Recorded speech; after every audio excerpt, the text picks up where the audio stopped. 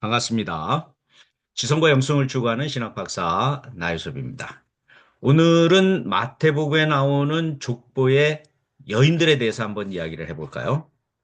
아브라함의 자손, 다윗의 자손, 예수 그리스도의 족보라라고 하면서 쭉 진행이 되는데 거기에 보면 여인들의 이름이 나옵니다. 맨 처음에 다말이 나오죠. 두 번째는 라비 나옵니다. 세 번째는 룻이 나옵니다.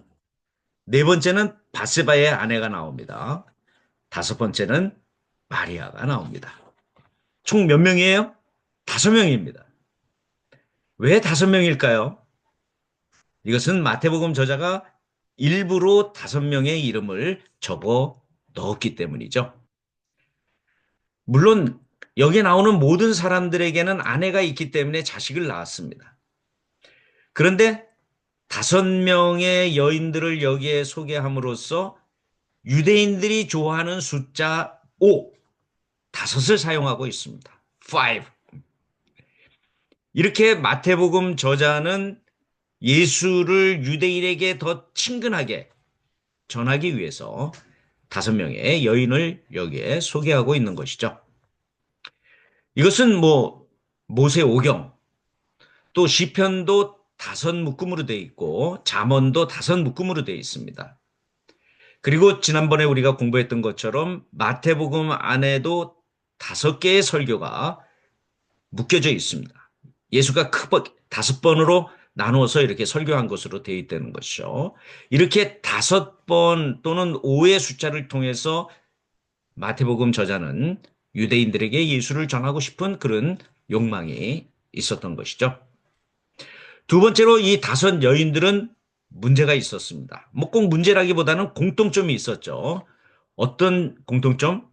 성적으로 뭔가 정상적이지 않은 그런 공통점이 있었습니다.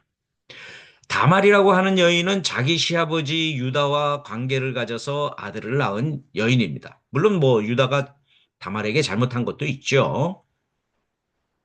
형수 제치법을 통해서 자기의 아들을 셋째 아들을 줘야 되는데 주지 않으니까 다말이 창녀처럼 해서 유다에게 접근을 해서 아이를 낳는 그런 문제가 있었습니다. 두 번째 라합은 여리고성의 기생이었습니다. 물론 유대인들이 출애굽하는데 도와줘서 유대인으로 편입이 되었지만 원래 비천한 몸의 출신이었습니다. 세 번째 룻은 이방인이었습니다. 이방 여자였습니다. 그러다가 보아스와 관계를 갖게 되어서 이세를 낳게 됩니다. 다윗의 아버지죠.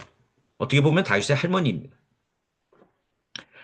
나중에 다윗은 밧세바라는 우리아의 아내를 범하는 이런 일을 저지르고 맙니다. 그래서 첫째 아이는 죽고 둘째로 솔로몬을 탄생하게 되었던 것이죠. 이와 같은 선상에서 마리아의 예수 탄생도 문제가 있었습니다. 물론 여기에는 성령에 의해서 잉태되었다라고 마태복음 저자가 서술하고 있지만 예수가 정확히 어떻게 태어났는지 아버지가 누구인지 알 수 없습니다.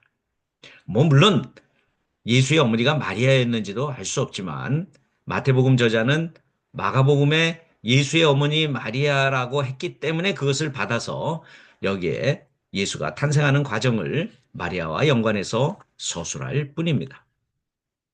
아무튼 이러한 여인들의 이야기를 적은 이유는 아마도 마태복음 적혀졌던 기원 후 90년대 즈음에 예수의 출생에 대한 어떤 안 좋은 소문들이 있었던 것 같습니다. 그래서 이것을 변증하기 위해서 이러한 족보 가운데 이러한 과정을 통해서 태어나게 되었다라고 말하고 있는 것이 아닌가 생각이 듭니다. 제 해석입니다. 뭐 다른 분들은 어떻게 해석하는지 잘 모르겠습니다.